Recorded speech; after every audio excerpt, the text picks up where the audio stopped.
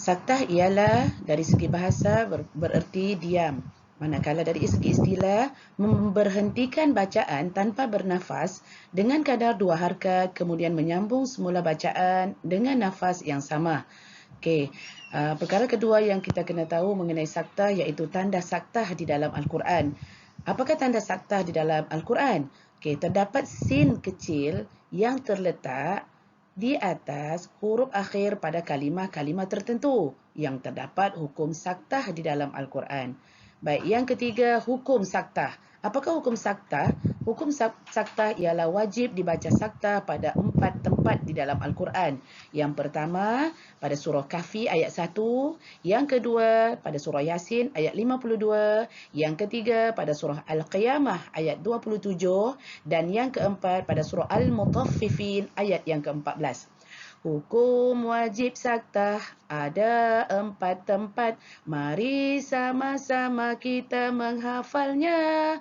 Pertama, surah Kahfi ayat 1. Kedua, surah Yasin ayat 52. Ketiga, Al-Qiyamah ayat 27 dan Al-Mutaffifin ayat yang ke-14.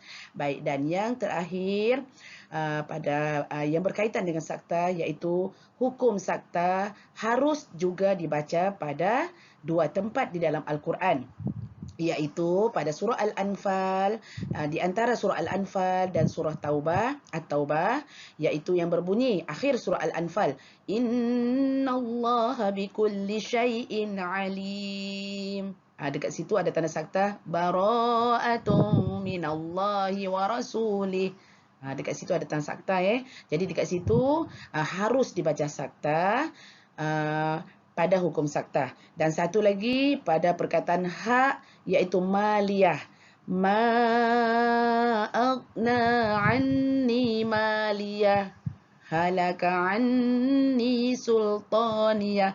Okey, dekat sini dua keadaan ini adalah harus dibaca saktah.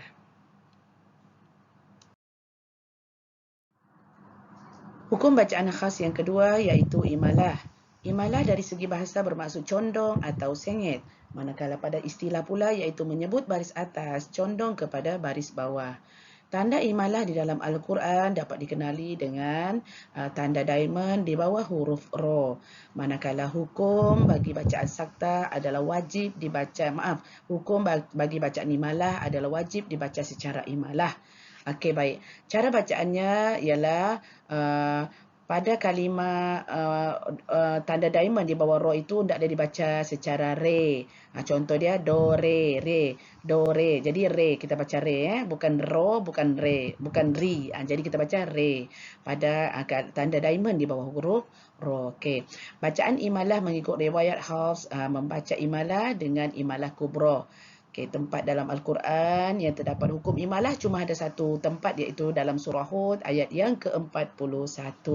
Okay, bahagian imalah, nota tambahan bahagian imalah terdapat dua iaitu imalah kubra dan imalah sugra. Jadi anak-anak bolehlah baca pengertian imalah kubra dan imalah sugra pada nota yang Ustazah kongsikan di dalam penerangan Ustazah ini, insya-Allah.